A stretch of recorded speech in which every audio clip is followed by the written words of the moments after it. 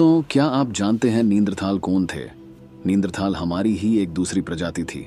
लगभग हमारी तरह दिखते थे, जो कि यूरेशिया में लगभग 40,000 साल पहले तक हुआ करते थे।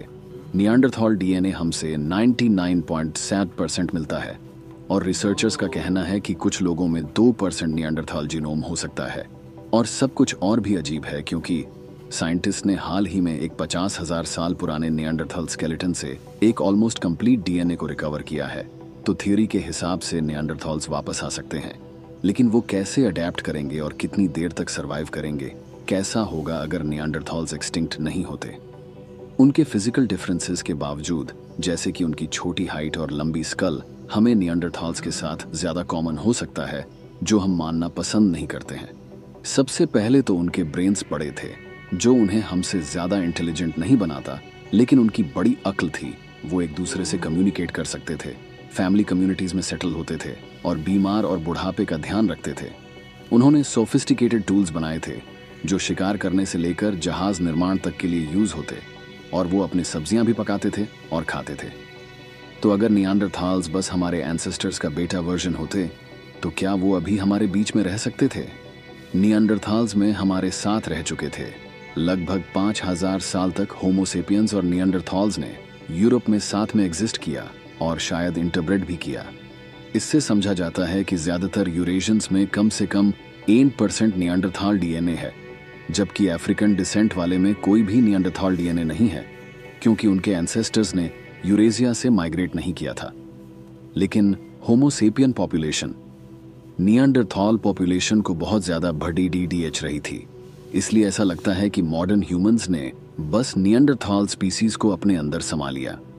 एक थियरी ये भी है कि लास्ट आइस एज के दौरान हमने रिसोर्सेज के लिए उनको हरा दिया और इससे वो विलुप्त हुए। लेकिन जो भी थियरी सही हो, नियांडरथॉल्स अलग तो थे, लेकिन काफी हद तक हमारी तरह विकसित हुए थे।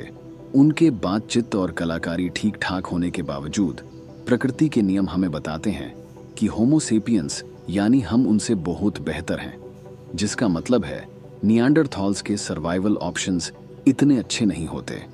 शुरुआत में ही आधुनिक इंसानों ने उनको अस्तित्व से ही बाहर कर दिया होता, या फिर हम उन्हें अपना गुलाम बनाकर रखते, उनको जूज में रखते या उनको लड़ने के लिए मजबूर करते।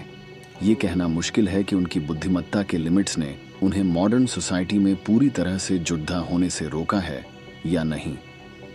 क्या वो हमसे सीख सकते होते और इवॉल्व हो सकते, बिल्कुल हमारे तरह? शायद वो हमसे कुछ लेना देना ही नहीं रखना चाहते, समझ गए होते कि हमारे डिफरेंसेस हमारे सिमिलैरिटीज से ज्यादा हैं। क्या हम ये उम्मीद कर सकते कि नियांडरथॉल्स अपने समुदाय स्थापित करते और डेवलपिंग वर्ल्ड के अलग रह सकते? ऐसे एक स्पीसीज का बिहेवियर कि आज के टाइम में सटीक भविष्यवाणी करना मुश्किल है, लेकिन फिर भी शायद हमें बस अपने आसपास देखकर समझ लेना चाहिए कि नियांडरथॉल्स आज भी एक्सटिंक्ट हो जाते, लेकिन हम उनके साथ इवॉल्व हुए हैं और कुछ लोगों में उनका कुछ हिस्सा आज भी है। तो आप अपने दोस्त को नियांडरथॉल कह सकते हो, क्योंकि वो भी आपके दोस्त की तरह मोटी बुद्धि के हुआ करते थे। तो मिलते हैं अगले वीडियो में, बाय। ये थी कुछ नियांडरथॉल्स के बारे में इंफॉर्मेशन। ये पता नहीं कोई पुरानी मखलूक के बारे में रिसर्च हुई है या नियांडरथॉल्स कुछ ऐसे लोग थे जो जानवरों की तरह ही थे वो लोग।